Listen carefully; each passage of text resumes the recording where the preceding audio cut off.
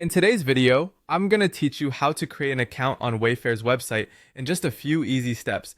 Whether you're looking to buy fabulous furniture, become a seller, or join as an affiliate, I've got you covered. Let's dive right into it. We'll start by heading over to Wayfair's site.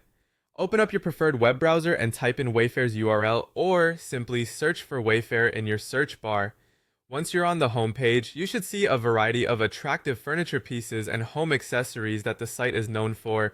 Focus your attention on the top right corner of the screen. Here, you'll find an option that says Sign Up or Create Account. Clicking on this will guide you to where you need to provide your personal information to set up an account. Now, it's time to enter your details. You'll need to fill in your full name, email address, and choose a robust password. Remember, while choosing a password, it's always a good idea to include a combination of letters, numbers, and special characters. This makes your account more secure and less susceptible to unauthorized access. The next thing to do is select your account type. Wayfair offers different accounts tailored for buyers, sellers, and affiliates. If you're a buyer looking to spruce up your living space with delightful decor or furniture, go ahead and select the buyer account. On the other hand, if you're a business aiming to sell products, the seller account is the one for you. And for those who are in it to earn some commission by promoting Wayfair's products, the affiliate account would be the way to go. Choose whichever suits your needs best. After selecting your account type, you'll need to verify your email address.